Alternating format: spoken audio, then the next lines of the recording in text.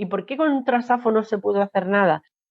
Pues porque Platón la elogia, Horacio la elogia. Es que yo me imagino la soledad de una Carolina Coronado, la soledad de una Gertrudis Gómez de Avellaneda.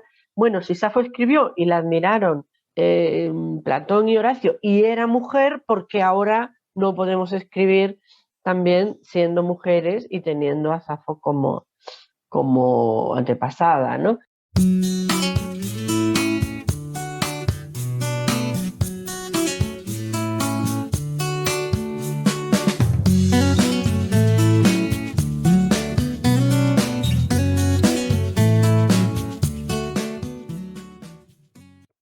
Bienvenidas, queridas personas que estáis ahí al otro lado compartiendo una vez más con nosotras esta Master Room que son, ya lo sabéis, encuentros con escritoras que ya tienen una trayectoria o con artistas que ya tienen una trayectoria y con las que vamos a hablar, nos van a hablar de precisamente de todo este tiempo que llevan haciendo lo que tan bien hacen.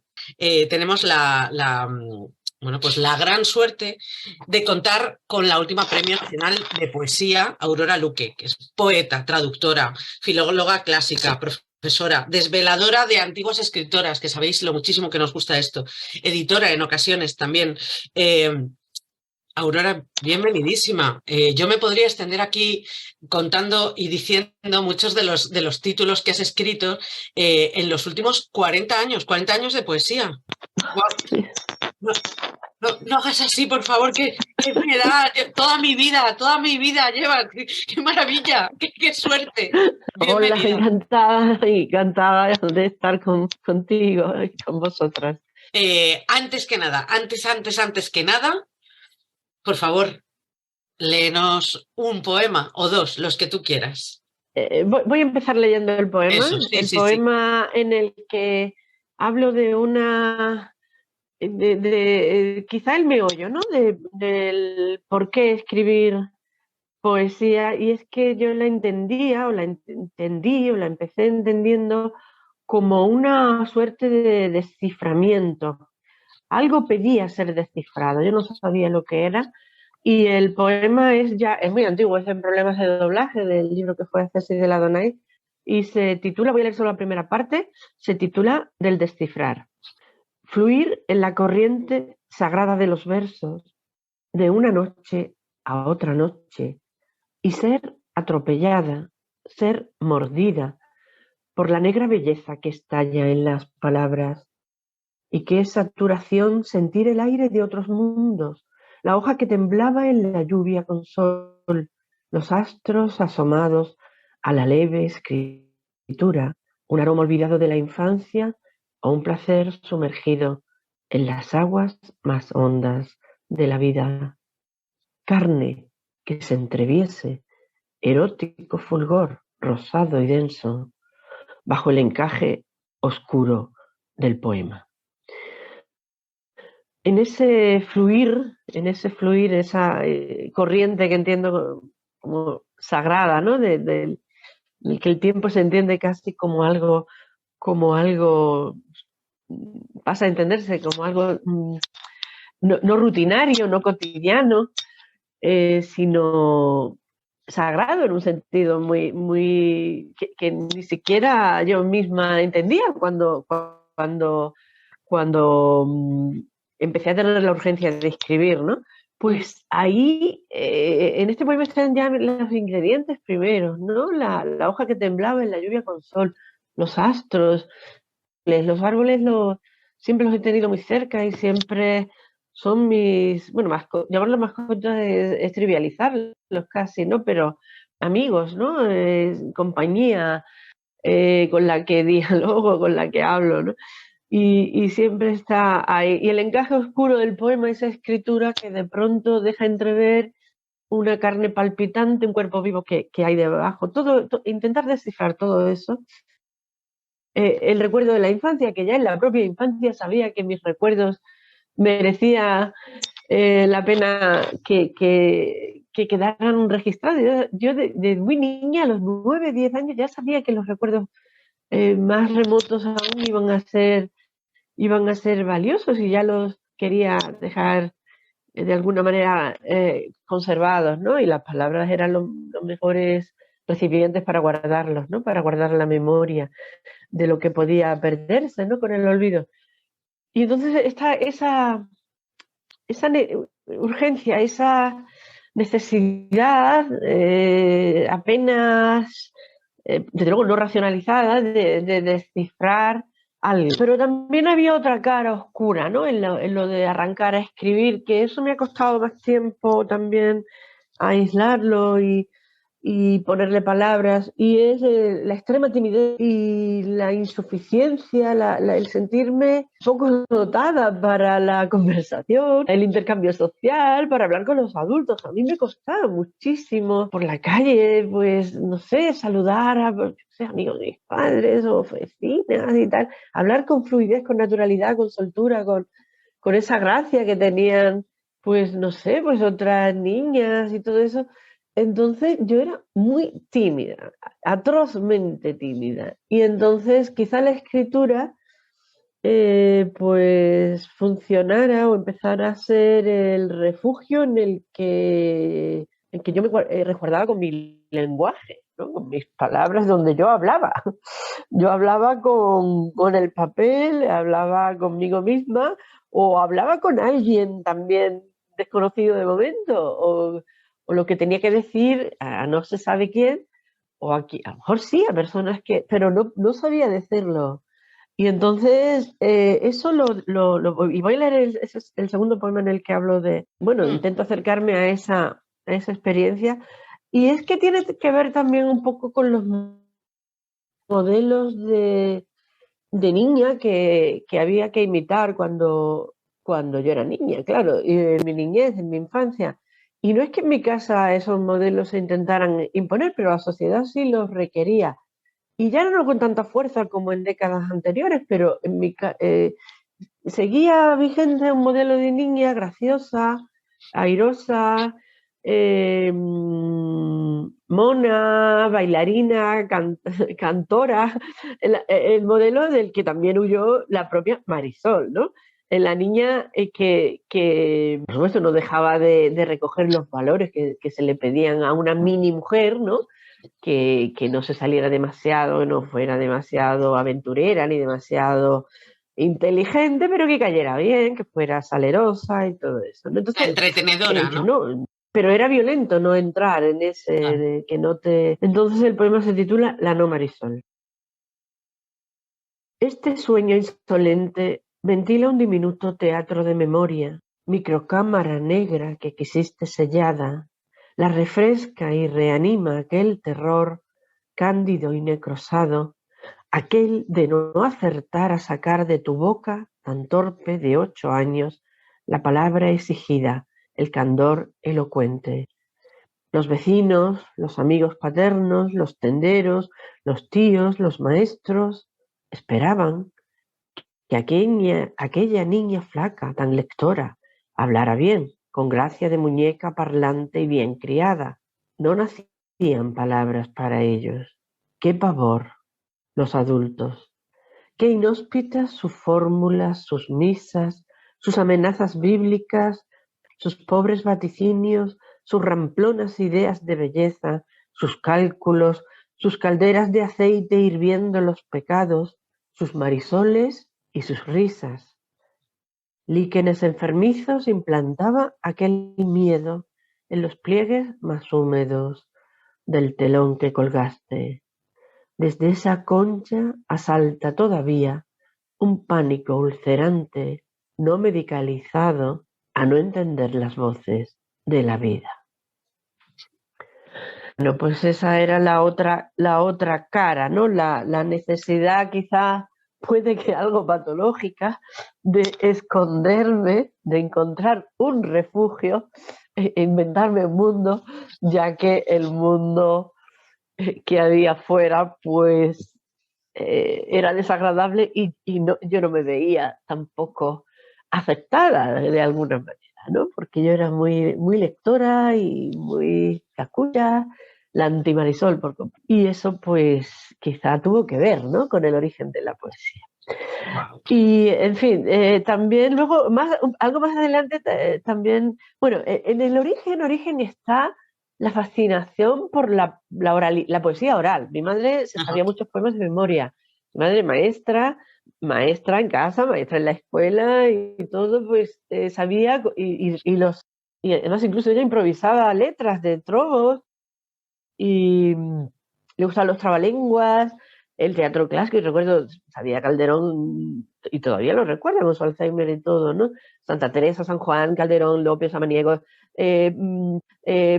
fragmentos de literatura clásica que ahora los lleva dentro, incluso en su cerebro dañado, esa poesía la sigue acompañando, no como a nosotras, que no nos va a acompañar nada porque nuestra poesía no tiene ritmo y no nos han obligado a memorizar nada, con lo cual nos está haciendo un daño tremendo. Cuando tengamos Alzheimer vamos a estar vacías de todo tipo de palabras, porque la palabra con ritmo se nos quedaría dentro y no vamos a tener nada. Entonces, esa poesía oral, eh, eh, también canciones, también bajo forma de canciones, pues me atrapaba de alguna manera ya, ¿no? Me seducía. Por otro lado, descubrí ya en la poesía escrita y no en la versificada, no la poesía con rima tradicional, sino a través de los textos de Juan Ramón Jiménez, lo he dicho ya en algunos otras ocasiones, Juan Ramón Jiménez con su Platero, que por suerte se entiende como un libro para niños y podemos tener acceso a ese Juan Ramón maravilloso. A mí me gustaban los capítulos, no tanto los que hablaban del burrito, que sí, que el Platero pues le toma más cariño, sino cuando, claro, Juan Ramón habla del paisaje, de la belleza el agua, el remanso, el sol, el mar, la lejanía, el pino de la corona, todo el olor del pan, el crujido de la granada, de la sandía, o sea, todas las sensaciones, todos los sentidos podían disfrutar a través de las palabras. Yo notaba que olía, escuchaba, degustaba, tocaba gracias a las palabras de Juan Ramón que me regalaban belleza. Eso era descubrir la belleza de las palabras, porque las palabras hasta entonces servían para comunicarme con la familia, con los amigos, con la escuela, los maestros, todo eso. Pero para producir belleza, como productoras de belleza, yo las descubrí en Juan Ramón, en Tagore, que por cierto también obra de Zenobia y Juan Ramón, el que leíamos, claro, eran sus traducciones, y luego ya de otros autores, también de Lorca, las canciones de Lorca, todo eso, ¿no? Pero también Machado, que estaba por ahí, bueno, y canciones infantiles y otros poemas de otros autores, eh, donde también veía esa belleza, ¿no? Pero sobre todo fue con Juan Ramón y lo he sabido después, digo, claro, fue ahí donde yo lo leía y no sabía por qué me gustaba tanto y era que estaba descubriendo el otro uso del lenguaje. Y otra cosa que quiero, y es que claro, todo eso, descubrir la belleza, descubrir eh, la, la,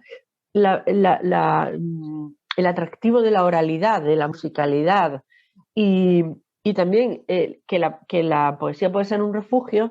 Además, le faltaba, encontré otros ingredientes más y es el sentido de lo misterioso y el sentido de la aventura, ¿no? Del misterio y de la fascinación por el pasado. Y eso lo descubrí a través de mi primera mitología, que no fue la clásica, aunque pueda parecer lo contrario, sino la morisca, la versión romántica, clara, ¿no? El héroe derrotado, el pueblo sometido y todo eso. Claro, yo es que me crié en la Alpujarra y de los moriscos, pues que estaba la versión romántica, ¿no? De los que se defendieron, pero fueron desterrados y todo eso. Y entonces esa fue mi primera mitología. Pues con una amiga, mi amiga Carmen, a dúo escribimos una novela morisca. Era como los cuentos del alambre, pero en la Alpujarra y con nuestros dibujos y todo. Y la tengo por ahí. Y eso a los 11 años. Y era inventar vidas, eh, ahondar en lo trágico, en el dolor, en fin, todo lo que pueda llevar una novela, ¿no? No sé, como una fabulación, ¿no? sobre una mitología que no conoces, pero que añoras y que quieres revivir, ¿no? Con tus palabras. Y entonces todo eso junto yo creo que ya fue lo que me llevó en el bachillerato del BUP, entonces había que decidir si hacía ciencias o letras. Sí. Y en mi casa existía la posibilidad de, que si yo estudiaba farmacia, pues heredaba la farmacia de mi abuelo. Y entonces la gente cree que con eso tienes la vida resuelta, ¿no? Sí. Si heredas una farmacia y todo, pues sí, económicamente es evidente que sí, ¿no? Y a los 15 años yo le dije a mis padres y a mi abuela, en una reunión familiar, porque el farmacéutico era mi abuelo, había muerto, si la nieta mayor estudiaba farmacia, podía seguir la farmacia en la familia. Yo les dije que no quería ser farmacéutica, que quería estudiar literatura pura. Ni siquiera que quería ser escritora, sino que yo entonces lo que quería era aprender, que quería estudiar literatura pura, que alguien me dijo, o yo me inventé que existía la carrera de literatura pura. Y mis padres y mi abuela me dijeron, vale, ¿no quieres? Pues tú adelante, sigue tu camino, vendemos la farmacia. Cosa que les agradezco, y es que ya sabían que yo le daba pena dejar a una niña a la que le gusta tanto leer, pues metida en un negocio, en un pueblo pequeño, en Alpujarra para toda la vida, Y ¿no? hablando todo el Entonces rato, era como, ¿para qué? ¿Cómo la vamos a forzar?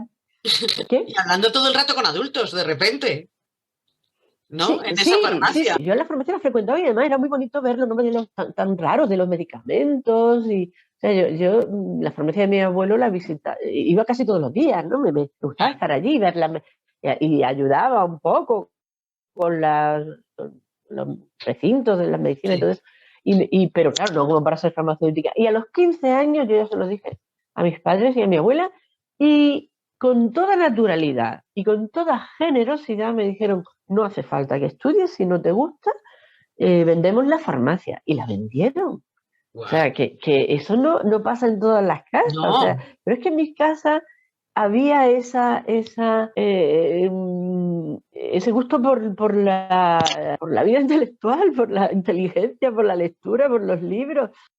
Mis Uh-huh. padres eran apasionados Pues de los estudios, de las eso es. enciclopedias, de las colecciones. En mi casa había un Quijote de madera puesto en el salón, o sea, que cosa que yo conservo también, que Aurora, la eso es tenía. sin Pues, duda un privilegio. No muchas. pues la verdad es que sí, porque sí, lo normal es que te obliguen a estudiar farmacia, en este caso, o estudiar por lo menos a los 15 años, ¿no? Quizás después ya no te pueden obligar, pero que a los 15 no te obliguen, tú a ciencias y luego ya decides cuando seas mayor de edad, ¿no? Que yo no era mayor de edad, yo tenía 15 años, Uh-huh. pero se ve que me vieron muy convencida y que no quisieron verme como, bueno, pues en ese tipo de negocio, y ahí fue realmente el comienzo de que la cosa ya de una manera muy seria, ¿no? Claro. Oye, ¿nos lees otro poema y nos liamos a hablar un poquito de tu proceso creativo? Pues mira, este casi que este tiene que ver con las dos cosas, ¿no? Es de Gaviera, se titula Aprobar, y es como si la poesía, tal y como la entendí, con esa pasión con la que la entendí en la infancia, con esas cualidades de refugio, belleza, fascinación musical y sentido del misterio y de la aventura, todo eso, como si de pronto viniera a regañarme, porque en algún momento sientes que la traicionas, incluso trabajando en cosas que tienen que ver con la poesía, ¿no? Desde la enseñanza o las lecturas o conferencias o tal. A veces no te dedicas realmente a leerla y a escribirla, que es lo único que importa, ¿no? Y vino la poesía y me regañó. Y esto lo digo en este poema. Vino la poesía de improviso, a mí que me sentía malquerida por ella, porque yo no la quise a su capricho, me dijo, túmbate y mira al cielo, vuelve al ciclo del huerto, vuelve al mar mitológico. ¿No adorabas de niña las mochilas? Da la espalda al vecino vertedero de datos, ruido y prosa. Traduce, a ver si puedes, esa gracia del mundo que es aullido y sonrisa. Métete ya en un barco con proa de dragón. Fuiste vikinga, sí, aunque no lo sepas. Así que bebe océano, come islas y duerme ya en los bosques que metí entre tus sueños de océano. Ese es el segundo poema de Gavieras, ¿no? Sí, Eh, bueno, una maravilla. Claro, esto es increíble porque la poesía tiene muchas vidas. Tiene la vida con la que nace, que cuando se está escribiendo el poema, y luego la vida que le da a cada uno de los lectores, ¿no? Y cada una de las lectoras. Claro, hay un punto en esas vidas que le dan los lectores que se enriquece cuando de repente, bueno, pues perciben o reciben datos de cuál fue aquel origen. No son necesarios siempre, el poema tiene su propia vida, ¿no? Pero a mí aquí de repente se me ilumina todo porque digo, claro, si es que ya lo decía aquí. Ya estaba todo eso que estabas comentando antes, ¿no? Ya estaba aquí.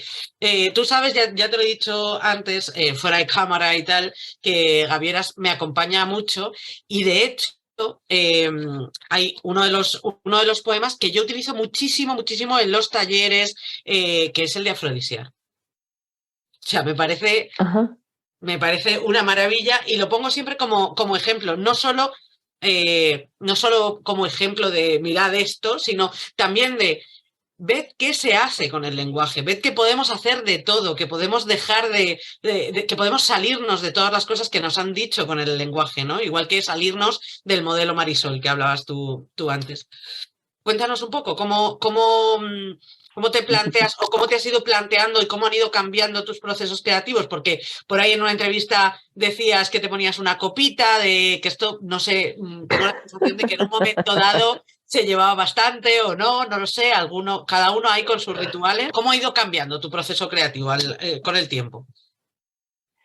Pues el proceso así físico y concreto de escribir en realidad siempre ha sido muy variado. No ha sido nunca una rutina ni nada que me diga que tengo que hacerlo de una manera o de otra para que salga o no salga. O tal.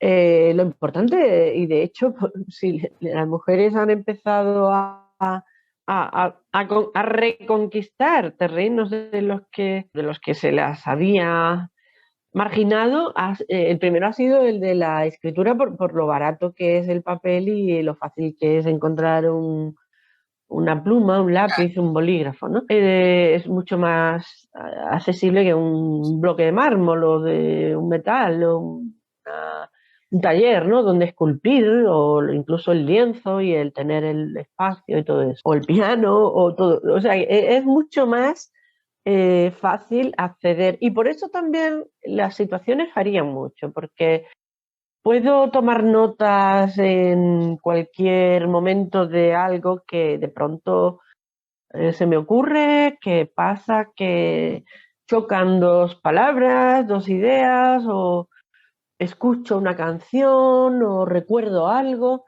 y de pronto tomo unas notas que en otro momento ya tranquilo o en ese mismo, pues si puedo y estoy en alguna situación que lo permita, pues voy desarrollando el poema y tal. Y es verdad que quizás eh, no para arrancar, pero sí hay momentos en los que, claro, si estás en medio de, pues no sé, de una avalancha de trabajo, de clases, por ejemplo, cuando yo he trabajado como profesora de griego muchísimos años, bueno, ya lo dejé y me dediqué a escribir en los últimos años también, a escribir y a traducir solamente, ¿no? Pero claro, momentos de clases diarias, de tantas horas de preparar, de tal, el cansancio es tan grande que no te permite tener Entonces, claro, yo aprovechaba puentes, periodos de vacaciones y tal, me iba como limpiando de ruidos y luego sí que había rachas de tiempo ya limpio que todavía quedaba por delante, no estaba el oficial de las rutinas, que es el reloj, entonces en en esos periodos sí que me rodeaba de música, de soledad, y, y lo de tomar una copa, pues no sé si ahora no está de moda, pero el- ese, hay una franja de ebriedad, claro, es peligroso pasarse. Bueno, es peligroso pasarse porque porque pierdes ese momento de apertura de los sentidos. Es Claro. una hipocresía negar que una copa de vino, o un Negroni o un gin tonic no te, de alguna manera, provoca un pequeño trastorno que hace que choquen algunas palabras entre sí y que de pronto, pues no sé, sea una situación, se provoque una disposición especial en algunos casos, no siempre porque te tomas de pronto te va a salir el poema porque sí, pero en ese preparar el tiempo adecuado, a mí celebrarlo con una copa y ritualizarlo con una copa, Además, en cada libro a veces he tenido mi copa favorita, ¿no? Por ejemplo, con los gin tonics, con limón de Álora. En Carpe Noctem fue el martini rojo. Y bueno, y me gustan los vinos blancos para acompañar la lectura vamos, el vino tiene un dios en Grecia. Lo mismo que tiene el sexo y el amor y el erotismo, tienen una diosa que es Afrodita. Eso es. Le pusieron una diosa al frente, es como al aceite de oliva y a la inteligencia le pusieron a la diosa Atenea. Pues es porque son cosas buenas. Y vamos a dejar de tonterías. Lo malo son los excesos y la falta de control, ¿no? Total, total. Sobre, A mí sobre de esos esta parte, excesos. sobre todo me Pero interesaba esta cuestión de la ritualización, ¿no? Porque la escritura sí que de repente se presenta como un territorio al al que te tienes que entregar de alguna manera, tienes que entrar en él, tienes que darte, ¿no? Y esto sirve. bueno, sirve precisamente tiene ese punto ritual, ¿no? Me refiero a lo de la ofrenda de la libación a Dionisio, ¿no? Eso es. Pero por supuesto, mucho más importante, y desde luego como conditio sine qua non, está la lectura de otros poetas que te hayan alimentado previamente. Yo casi que no he podido escribir nunca si no es dialogando de alguna manera con poemas de poetas de cabecera en esos momentos. Por ejemplo, con Cernuda me ocurrió, mi primer libro además, el que considero simplemente sí, un cuaderno de aprendizaje, que es Hiperiónida, Sí. el de los 18 años. Hiperiónida está, bueno, es Cernuda mal digerido, ¿no? Y Juan Ramón y Hölderlin, y es como por aquí me entra y por aquí sale, ¿no? O sea, que es que no, directo, ¿no? Pero también después hay siempre una alimentación, ¿no? Te alimentas de la poesía de otros Mm. y te nutres por supuesto también de la realidad misma, de lo que ocurre, lo que lees, lo que ves, lo que llega por los medios. La publicidad, por ejemplo, a mí me parece como lenguaje muy interesante para ver que también mecanismos que a veces coincidentes con los poéticos, pero ese alimento de la poesía de los otros es básico, por eso me dedico a traducir, porque esa es como mi dieta, ¿no? Una dieta que es como mi alimentación, yo tomo poesía Tú sí que tienes y la la verdadera tomo dieta leyéndola o la mediterránea, tomo Aurora. traduciéndola. Sí, sí, sí, hay que alimentarse bien y por eso me da tanta rabia de la poesía, la parapoesía, la poesía esta bestseller, que en algunos institutos y en algunos colegios, algunos profesores absolutamente insensatos e indecentes dan a leer porque creen que vale leer cualquier cosa, que lean lo que quieran, que lean lo que les apetezca. No, si lees poesía mala, nunca te vas a acostumbrar a la poesía buena. La vida es muy corta para perderla con tonterías y sobre todo para... Si no comes, o sea, ¿cómo vas a aprender a degustar? Si bebes calimocho, ¿cómo te va a gustar cómo vas a aprender a degustar un buen vino? Siempre se te rompe el paladar, ¿no? Entonces con la poesía mala pasa eso. Y no vale cualquier cosa. Entonces la poesía esta de aluvión de llorona y sentimentaloide, Complaciente, que, sobre todo, ¿no? Hay un que punto que a mí no me importa complacientes, tanto, no me importa tanto que sea mala. O sea, si detecto que es mala, pues ya está, genial, pues me voy a otra, ¿no? Pero hay todo un punto en que me digan todo, en que esa cosa que se publica me esté diciendo lo que quiero oír, no me haga pensar y me haga pensar que ya está, que no puedo ir a ningún otro lugar porque esto ya está bien, ¿no? Es muy de quedarse en el mismo lugar. sí, es como contarte lo que ya sabes, lo que ya te pasa y tal, como subrayarlo, ¿no? Son variaciones del amor romántico, además, ¿no? Que tan dañino, ¿no? De la parte dañina del amor romántico. Me hizo mucha gracia que decía, miren, que el amor romántico en sí tampoco es tan malo, solamente cuando es nocivo, ¿no? Pero que el abuso del amor romántico, y claro, es como la mala novela. La mala novela también, la novela esta facilona, pues lo que hace es certificarte lo que ya es tu vida. Ah, sí, qué bien. Ay, pues esto, pues ya. Pues, y tus propios sentimientos ya tal y como los tienes domesticados. Y no Y te es una cuestiona, cosa no que te domestica, no te cuestiona nada, no te molesta, no te incomoda, hace, nada. no te abre inquietudes, no te pincha, no te incomoda, pues, ni tampoco te eleva y te entusiasma, porque si te pinchara toda la literatura tampoco hace falta, ¿no? También sería masoquismo, ¿no? Pero no te hace volar, no te hace soñar y todo eso. Entonces, claro, la vida es demasiado corta para, incluso en la adolescencia, pasársela leyendo libros malos de poesía o de prosa. No todo vale. Los profesores tienen muchísima responsabilidad y es una canallada evitarles que lean fragmentos, yo qué sé, un soneto de Garcilaso. Las coplas de Jorge Manrique hay que leerlas y Te hay que digo, saberlas Aurora, unos que a mí cuantos de memoria. en mi caso, o sea, en mi caso me metían con eso y había un momento que era como de, pero a ver, ni tanto ni tan calvo.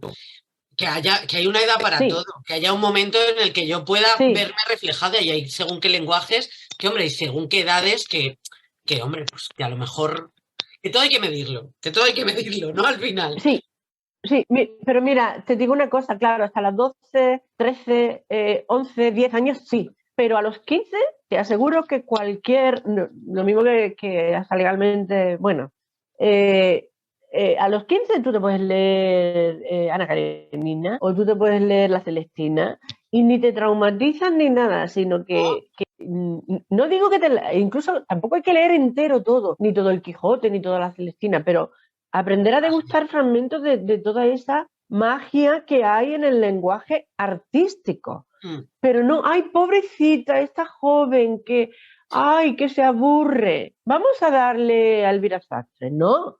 ¿Por qué Elvira Sastre si tenemos la posibilidad de leer Santa Teresa? Si podemos... Entonces, claro, hay un desprecio a la inteligencia, si se llama así, es como tomarlos Sí, por tontos. Lo mismo que una chica, un chico a los 15 años puede tocar un violín, aprender música, que es un lenguaje tan complicado, y no se le dice, ay, pobrecito, mira qué pentagrama que dan con 5, vamos a quitarle una línea al pentagrama, ay, cuántas notas, vamos a quitarnos unas poquitas para que no te traumatice. Ay, Mozart, no, tú toca, venga, no se puede rebajar. Y con la poesía parece que sí, ¿no? Ay, no, pues ve esta cosita aquí facilita para Hay ti, como ¿no? un doble rasero. Por un No lado, te molestes demasiado. hay como un doble rasero, ¿no? Por un lado, es muy fácil acceder a ella, como decías tú, porque solo necesitas un bolígrafo y un lápiz, o sea, hay un papel o algo así, y todo el mundo utiliza el lenguaje todo el tiempo, entonces hay una cuestión de accesibilidad muy, pues eso, fácil, pero luego, por otro lado, quieren que todo lo demás, todo sea fácil, el proceso sea fácil. Hay un punto que es como una cultura de todo lo fácil. No, no te compliques Sí, demasiado, sí, no sí, hagas sí. esto. Pues el delito es que eso se ha convertido incluso ya en norma. O sea que Sí, sí, es sí. verdad que no, vamos a ver, castigar, que no sea castigo, pero que memorizar algunas cosas puede ser un placer. Es que yo ponía a mis alumnos a memorizar poemas de Catulo y un chico que luego hizo ingeniería, todavía me lo encontré por la calle, ya era ingeniero, y se sabía acaso Catulo de memoria y estaba orgulloso. Y Pero, oye, pero ya lo Aurora, lleva dentro, yo te imagino lleva a ti dentro un dando poema las de amor clases, dentro. pero yo te imagino a ti dando las clases y te las imagino, o sea, y me las imagino, no sé, a lo mejor tú ahora me dices, oye, mira, no, pero yo te imagino entusiasmada porque te apasionaba. Yo recuerdo que algunos de mis profesores en la adolescencia es que parecía que no les gustaba la literatura, entonces era Sí, muy eso es lo complicado malo, eso es lo entrar, malo, eso entrar es lo ahí. malo, que ese es el problema. Y por eso prefieren dar cositas fáciles para quitarse el problema de en medio. Pero el reto es lo que dice Emilio Lledó, enseñar el Quijote, leer unas líneas y dime tú ahora qué piensas. Así que, como es, sugerencia de la lectura, como decía. Uy, poner a volar a la gente también hay que escriba, pero no rebajarles.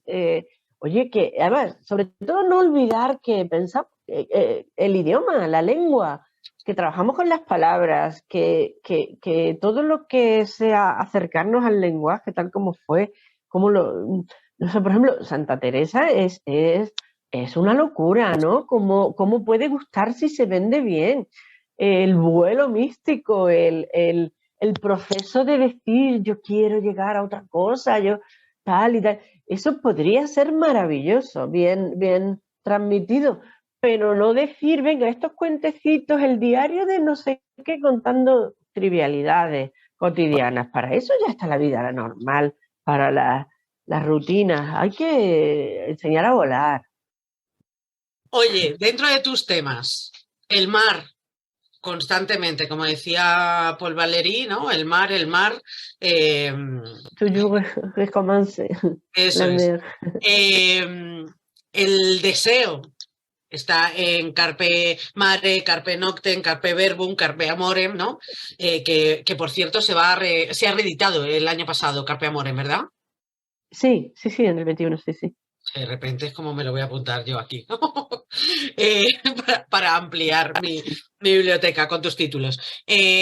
Grecia como lugar al que volver. Estabas ya Aquí ahí. desde. Ay, es verdad, además. Ha salido Eh, con otro color, además, moradito y tal. Y además le han puesto la pegatina también del premio claro, claro. nacional, porque también. Te eh, escuchaba yo diciendo en otra de las entrevistas que tampoco hay muchísimas, entrevistas tuyas en internet, pero en algunas en las que hay, me gustaba mucho cómo todo el rato te remites a la etimología, lógicamente, como traductora, como filóloga, y esto del carpe, del recoger la cosecha, que yo no tenía yo o no la tenía a la mano. Si alguna vez había llegado a mis oídos, yo no tenía a la mano este significado de carpe. Eh, y tú recoges todo esto, el mar, la noche, el verbo, el amor, eh, el deseo. Y además el deseo no lo tratas siempre, a mí me hace gracia porque no lo tratas como de esta manera trivial, ahora que estábamos hablando de trivialidades y de toda esta cosa, de esta manera trivial con la que se habla de erotismo ahora, muy pornografiado, ¿no? Sino todo el rato, quizá recuperando esto que aprendiste de Juan Ramón, con esta cuestión de que todos los sentidos estén dentro de la palabra. ¿Cómo te has planteado cómo está todo eso? Yo sé cómo lo he recibido yo, pero ¿cómo está todo eso en un número finito de veranos? Porque está todo el tiempo. bueno, el deseo está en todos mis libros. O sea, El deseo es un asunto muy complejo. En realidad es el motor de, por supuesto, rebasa el ámbito erótico y amoroso y es el motor de la vida, ¿no? Cuando dejamos de desear, dejamos de estar, en fin, dejamos de estar vivos, ¿no? El sentirnos vivos es cuando algo nos sigue movilizando, ¿no? Nos sigue motivando, ¿no? Y es en fin, siempre es algo que tiene que ver con el deseo. Lo malo del deseo es que es indecible, ¿no? Es muy difícil de decir. Hay muchísimos matices yo tengo en muchos poemas esa, ese, ese ese sentido de la impotencia registrado, ¿no? O por lo menos arranco a escribir precisamente de la impotencia de decir el deseo, de la impotencia de penetrar en las complejidades de los pensamientos, sentimientos, sensaciones, de todo lo que rodea una experiencia amorosa o desamorosa.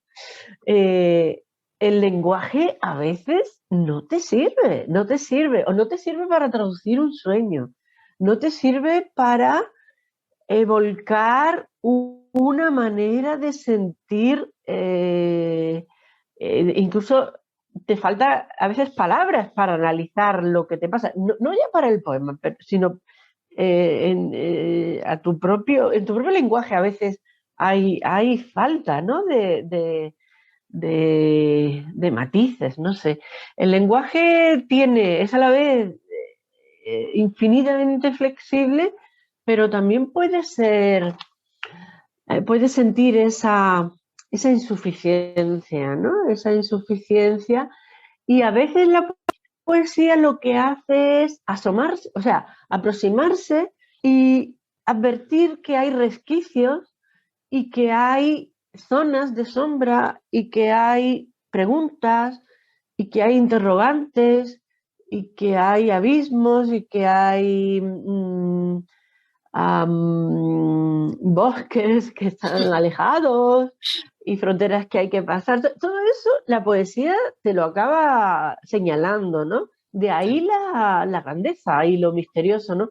Y no es, por eso la poesía prosaica, la poesía trivial, no, no me interesa lo demasiado claro, ¿no? El-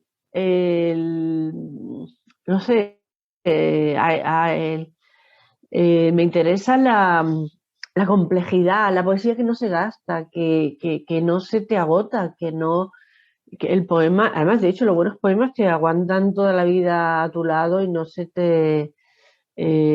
dejan de decir, no te cansan, no te dicen, ay, ya, qué hartura de cernuda. No, no, es que cernuda siempre. Sí. Lo encuentras matices, a Safo, por ejemplo, también, ¿no?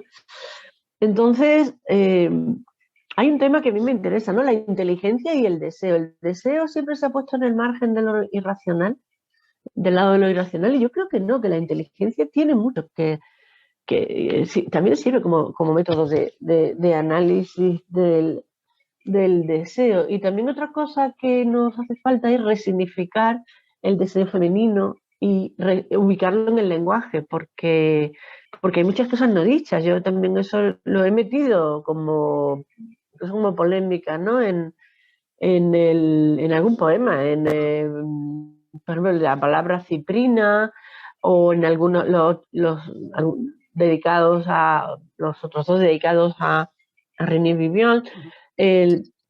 El, hay experiencias no contadas, no dichas, y bueno, y partes del cuerpo y procesos del cuerpo ni siquiera todavía instalados en el lenguaje.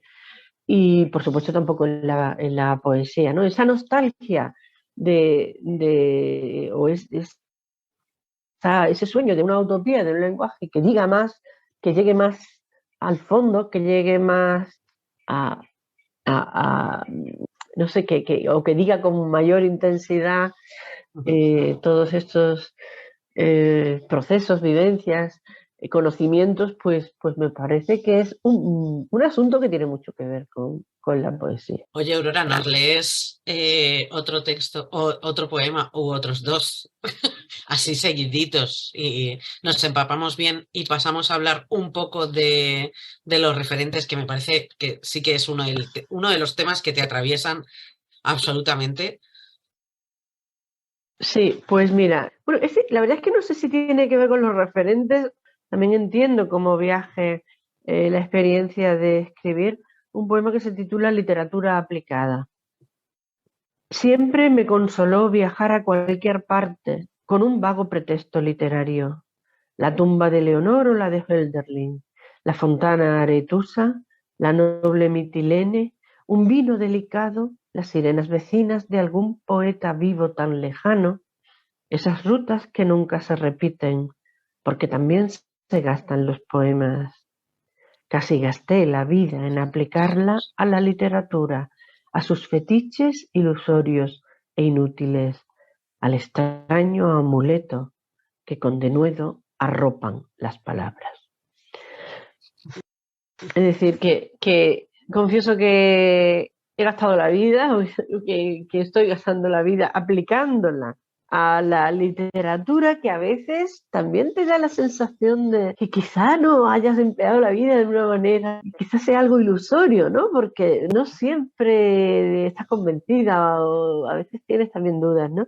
Uh-huh. Y sí que hay eso, la sensación de dedicarla en aplicar la vida al amuleto que arropan las palabras. O sea, algo mágico hay debajo del lenguaje, ¿no? Siempre hay algo mágico, algo fascinante que se persigue, ¿no? A través de la literatura. Y no sé si ya hablando del deseo, que he cambiado sobre la marcha y por eso me voy para hablar sobre el deseo.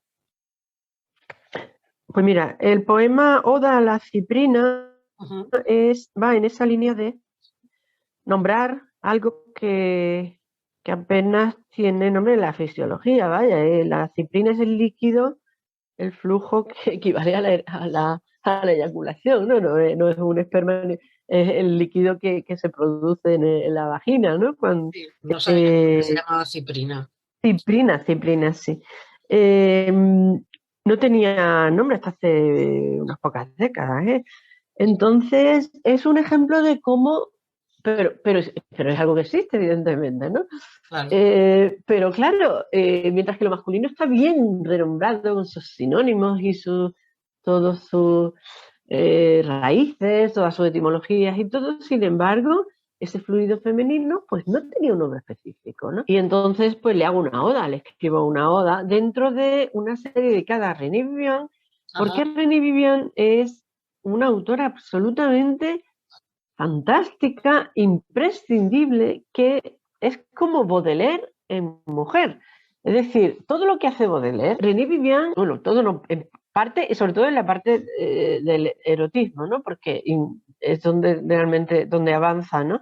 Lo lleva a extremos de descarnamiento y de cuestionamiento y de plasticidad y de pone la experiencia erótica realmente delante la mete en el verso, ¿no? La mete en el poema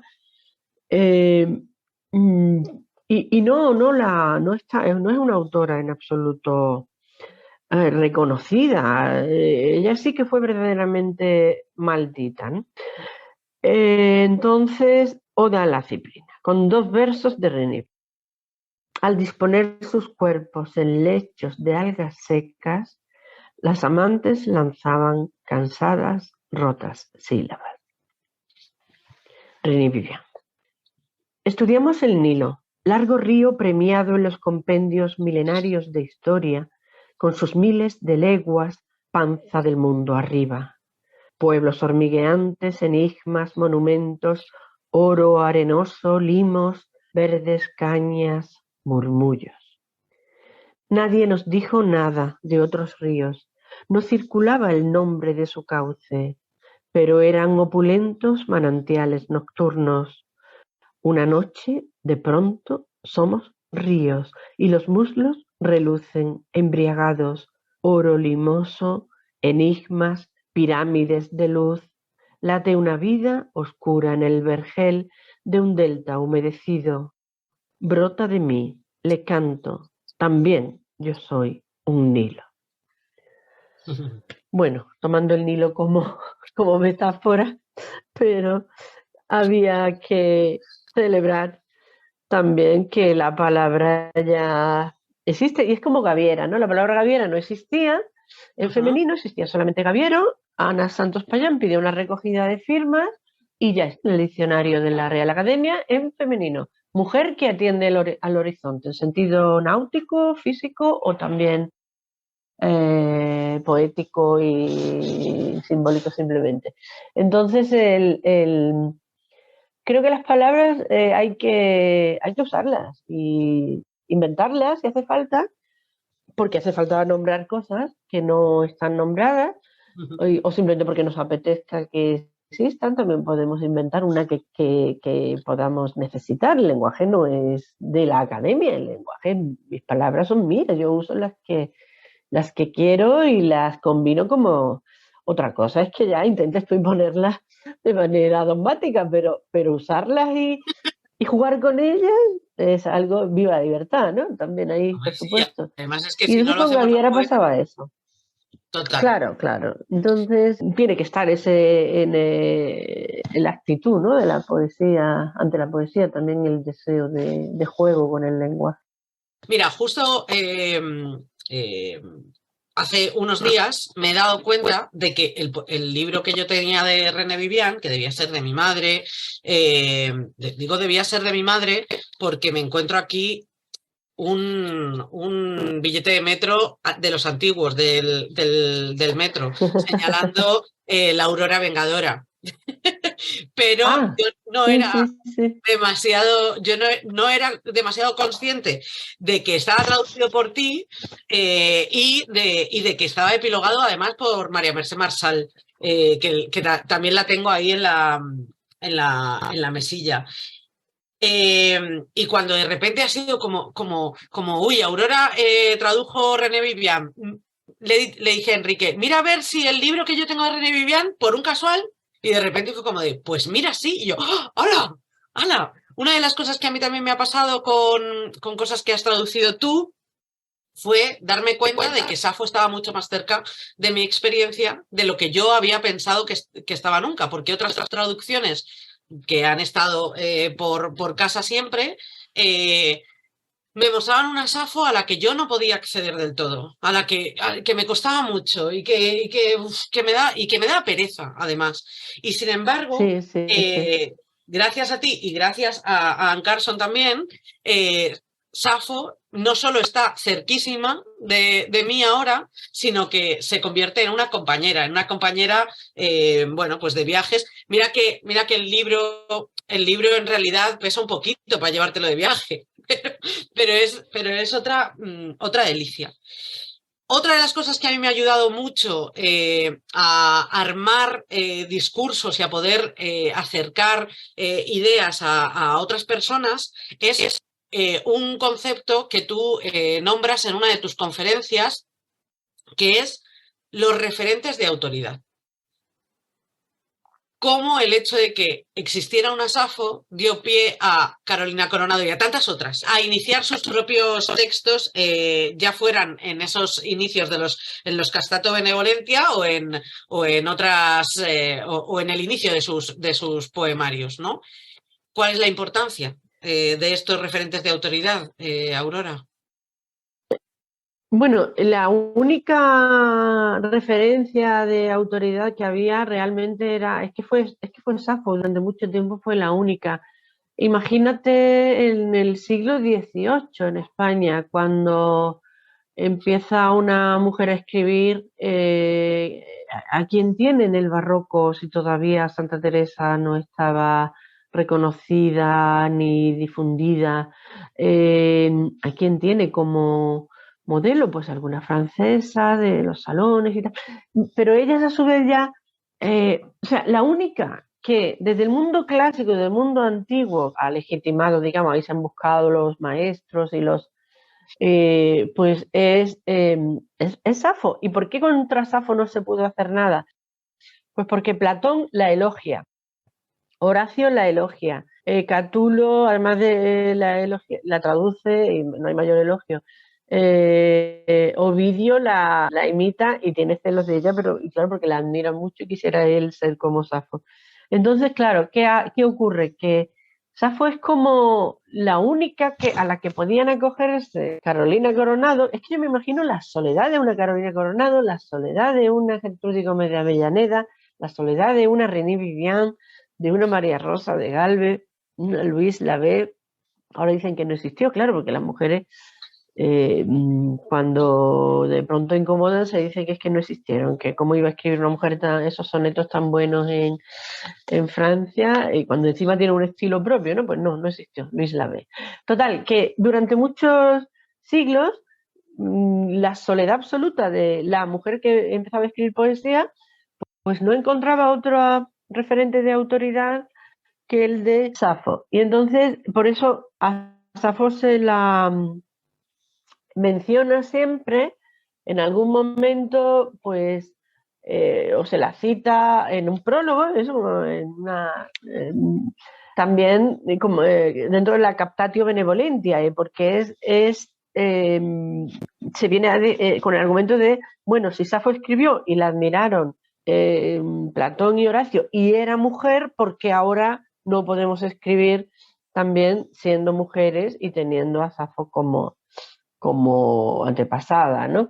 Entonces, era esa el mecanismo de legitimación para que no las hundieran, porque toda la cultura judío-cristiana ha odiado a la mujer intelectual, así de claro, en la cultura católica y en la protestante, pero sobre todo en la católica, no ha habido ni un solo modelo de mujer que no fuera madre o consagrada al servicio de Dios, o esposa también de alguna manera, ¿no? O casada con Jesucristo como religiosa, o madre real, porque si no, esa mujer era estéril, ¿no? Entonces no ha habido ni un solo modelo durante más de 2000 años de mujer intelectual. Quizá en los conventos podían refugiarse, pero porque había más libertad, y por eso Sor Juana o Teresa de Ávila. Teresa de Ávila, lo que pasa es que tenía muchísimas agallas y por poco nos quedamos sin ella, ¿no? Y sin su obra.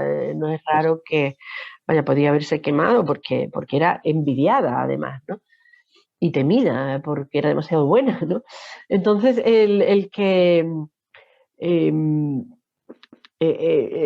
esa soledad ha sido terrible, ¿no? Ha sido históricamente partir de cero y por eso la necesidad de editar. Yo por eso me he dedicado a traducir y también a editar. Podía haber hecho carrera académica estudiando solamente a una autora o a dos de la universidad y ponerme y pum, pum, pum, pum, y hacer una carrera puramente académica, pero es que veía que había obras que no estaban traducidas, que no estaban editadas, que no tenían ediciones modernas, que se hablaba de María Rosa Galvez, pero no está en las librerías, no está en los catálogos. No está... Introdúcenos un poco, aunque solo sea un breve apunte, acerca de quién era María Rosa Galvez. Porque sí, tú has María hecho Rosa todo un trabajo de Galvez. Bueno, yo he publicado 4 libros sobre ella, bueno, pero fíjate, ella era una dramaturga malagueña del siglo XVIII, finales del siglo XVIII, que decide escribir teatro y poesía. De hecho, se llega a separar del marido porque el marido era un jugador y se gastó la hacienda que ella había heredado, total. Ella se va a Madrid y se dedica al teatro.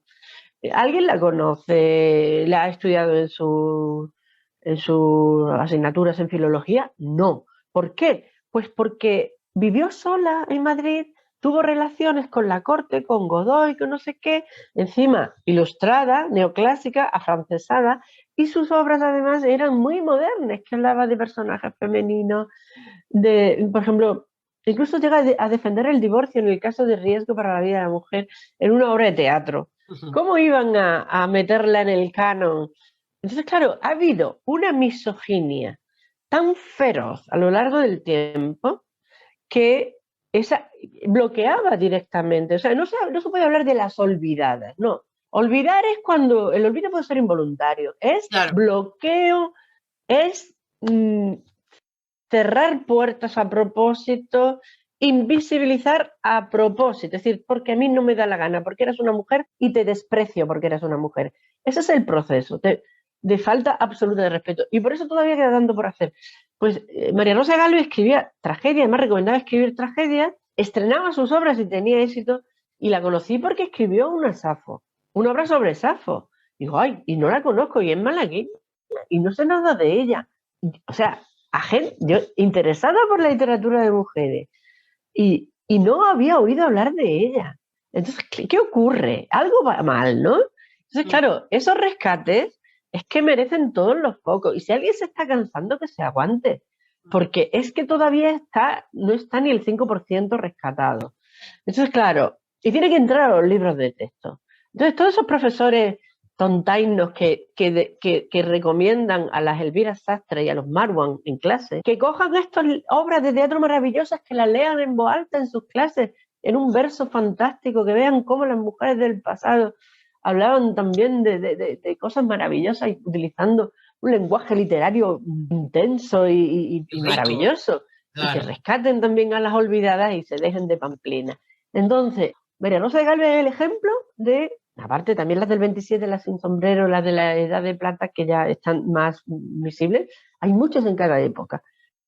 Y María Rosa de Galvez es una de ellas. Y mira, tenía una obra antiesclavista, que se dice siempre que la primera obra es Sap, la novela de Gertrudis Gómez de Avellaneda.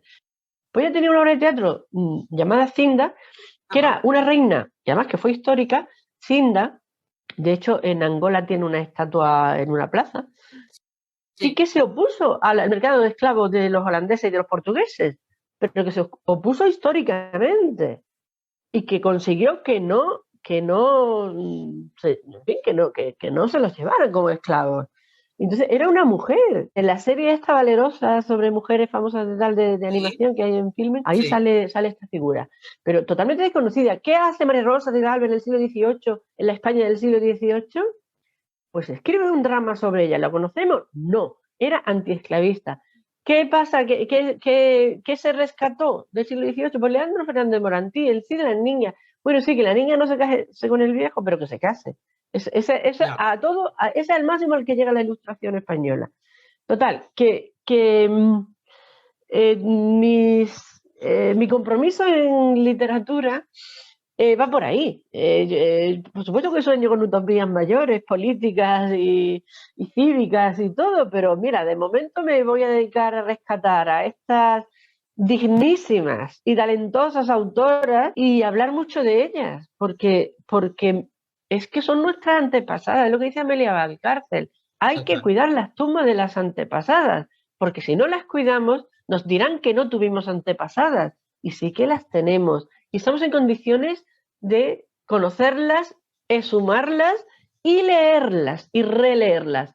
Y de ahí por eso te digo lo de mi rabia cuando en la adolescencia, que es la época de conocer todo esto, se menosprecia la inteligencia de las estudiantes y de los estudiantes. Claro, a mí me llama poderosamente la atención pues hablar con vosotras y de repente contrastar que en mi adolescencia tampoco hubo, ¿no? Y de alguna manera lo que siento es que la adolescencia de las que ahora son adolescentes, las referencias que existen están tapadas, ¿no? Con todo esto que solo habla de mercado, de producto, qué sé yo, del bestseller prosístico o poético, me da igual, pero que está tapando a todas esas cosas, todos esos temas que tienen que ver con la naturaleza, las vivencias mismas de las que nacemos. No, y sobre todo y que son literatura, que Exacto. los bestsellers son productos comerciales. Entonces, que existan, vale, pues ya está. Lo mismo que existen las hamburguesas y la gente come hamburguesas y sin embargo, y tenemos una dieta mediterránea maravillosa y por pereza la gente prefiere, o por moda la gente prefiere comerse una hamburguesa de una carne de no se sabe de qué procedencia. Pero que exista, vale, estupendo, pero que no pase a la escuela, que no pase a las universidades, que ahí se le diga, bueno, vamos a ver, la literatura no es esto, por favor, no creáis que es esto la literatura, eso lo tomáis en vuestro tiempo de ocio. Aquí, cosas buenas, arte, literatura, palabra trabajada, palabra llena de sentido, palabra llena de pasión, palabra llena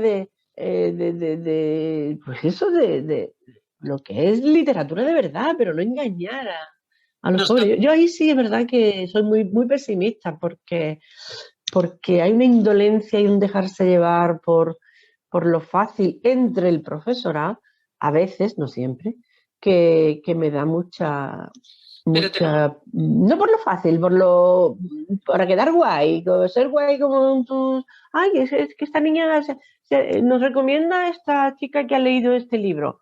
Vale, pues te lo lees en Navidad, ¿no? Pero no en clase. O sea hay que que sacar todavía a pasear un poquito más a las erinias, ¿no? sí, Hay que las de repente. erinias, Mira que sí, luego no nos da hay que mucha caña con esto de estar enfadadas, domesticarla, no pero hay que domesticarla y no. escuchar a las sirenas del fondo. Ay, mira, voy a leer el poema Por este favor, sí. el primero de El un número primero finito de de eso verano, es. Obra viva, porque obra muerta, ¿no? sí, son términos de náutica, la obra muerta, curiosamente, es la parte del barco que se ve que es a partir de la superficie del agua, y la obra viva es la de Es una, abajo. Y a mí me eso es parecía una un poco pasada. extraño, ¿no?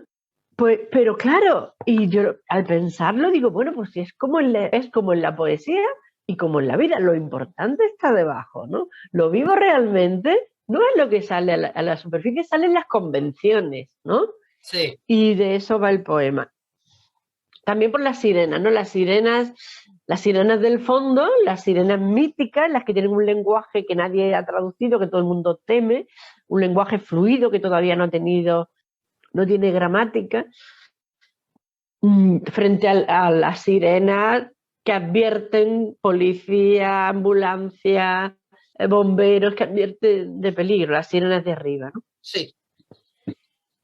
Obra viva, obra muerta. Obra viva o carena es la parte sumergida del casco. Obra muerta, parte del casco que emerge del agua. Sabía de la vida quien así bautizó las mitades del barco, al sol y a la intemperie, lo demasiado claro, lo que el mundo carcome de nosotros, lo que ha dejado ya de palpitar, lo seco, lo tensado, los cables, las amarras, el mascarón obtuso y maquillado, las sirenas del puerto, sus imperiosas voces de contralto. Mirando la negrura, la obra viva. El mórbido contacto con lo que fluye y huye, los sueños que succionan el indecible plancton, el roce con cardúmenes inquietos, con escualos, con náufragos y las sombras de carne de molusco que proyectan los cuerpos bajo el sol enlazados. Las sirenas del fondo, sin pulpa de sonidos, pero deseo aullando. Las sirenas de arriba, las sirenas de abajo.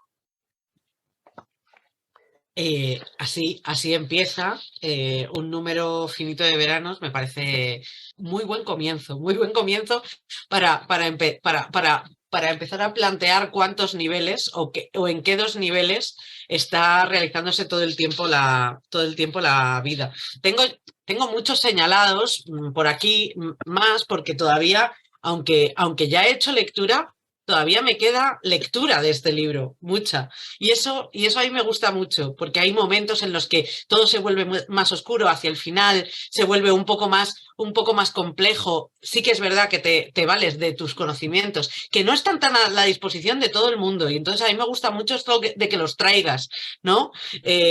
tengo un poco, también me da un poco de miedo porque cuando las cosas se usan mucho, aunque hay cosas que la gente luego no usa tanto, hay palabras que están menos usadas de lo que se debería, ¿no? Por ejemplo, Pues, por ejemplo, a ver, algunas de las que planteas tú por aquí, o cada vez que nos vamos, pues mira, la palabra encomio se utiliza, ah, se utiliza poco, se utiliza poco. Es sí, una palabra preciosa, ¿no? Eh, eh, todas las palabras, bueno, supongo que el capítulo que se llama Ginaikea viene de gineceo, ¿no? Ahí es donde estás sí, sí, haciendo sí, todo sí, esto es. sí, sí. Bueno, es que claro, todos los epígrafes de cada capítulo es que están hechos a propósito como si fuera un tratado antiguo de Ajá, géneros poéticos, que son eso es. inventados. El guinaiqueia viene de guiné, de ginecólogo, ¿no? De Sí, guiné es mujer, ginecólogo, gineceo. Sería como poemas de mujer, sería como un adjetivo así.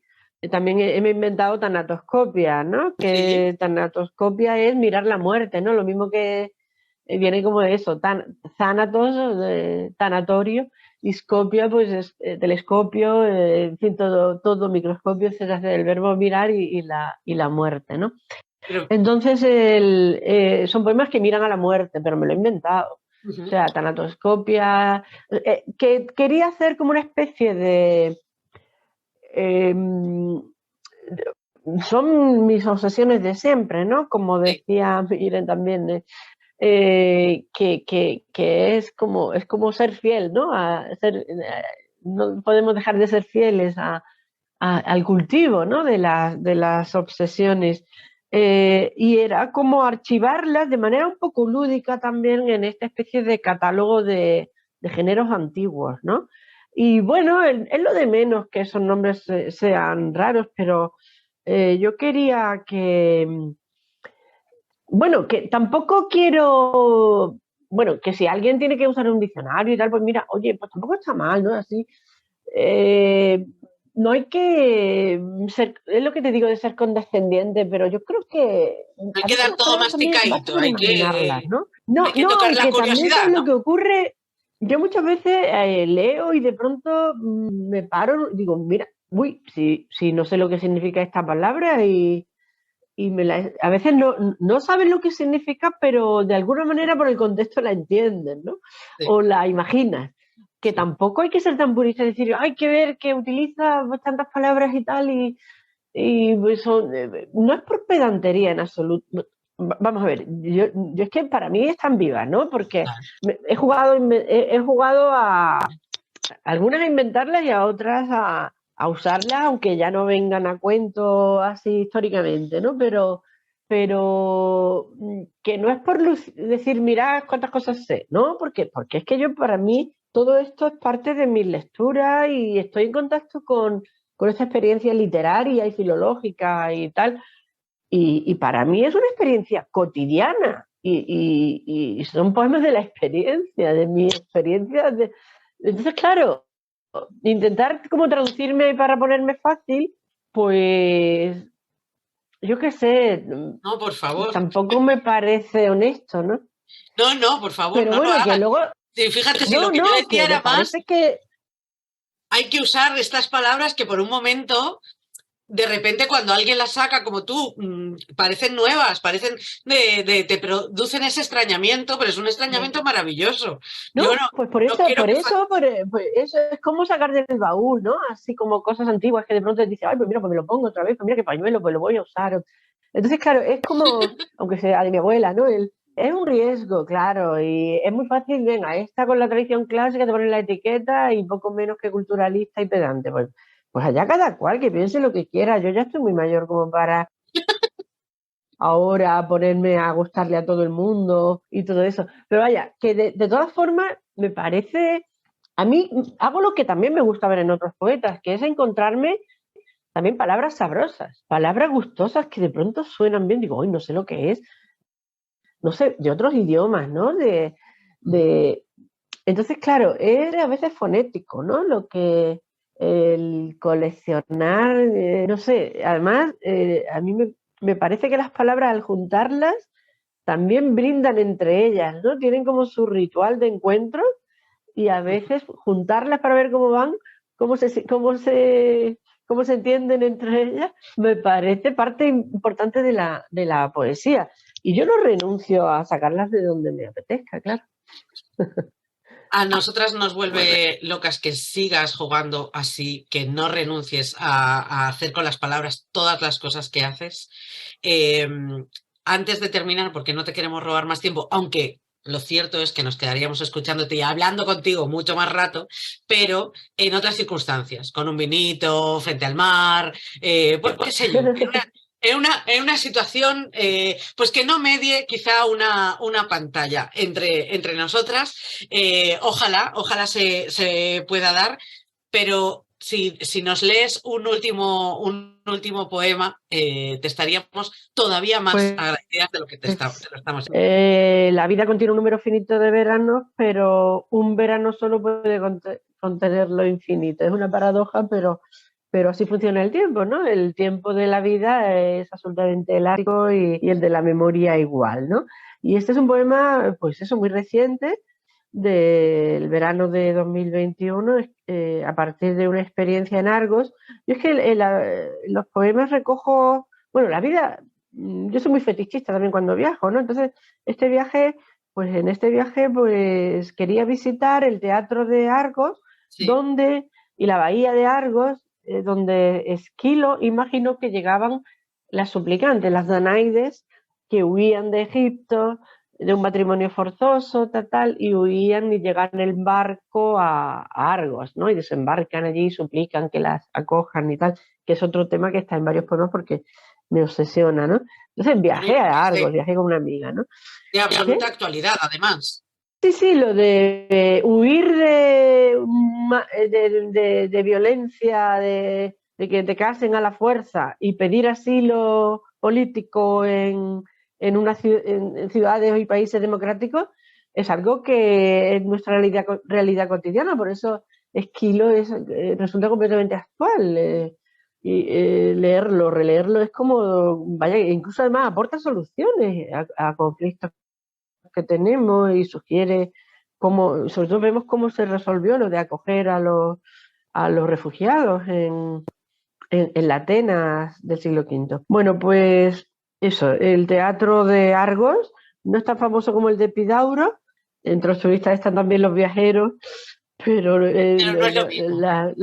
Las tribus estas que llenan Epidauro me parece que tienen la obsesión de subir todo a Instagram y no de soñar con lo que allí se decía. Bueno, de lo infinito que contiene un verano. Argos, julio de 2021. El teatro está abierto. Tiene 1000 bocas, 1000 puertas, 1000 voces, 1000 millones de voces, 10 milenios de vida por detrás, por delante. Esquilo, yo te amo. Qué llenas caminamos de vida por hacer hacia la muerte. Bueno, nos queda un rato de vida por hacer todavía.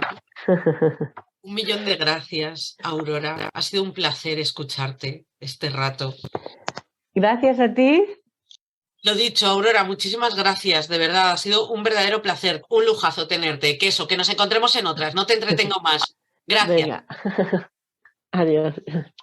A todas vosotras que nos estáis viendo, pues nada, nos vemos en la siguiente, esperamos que hayáis disfrutado de este maravilloso encuentro.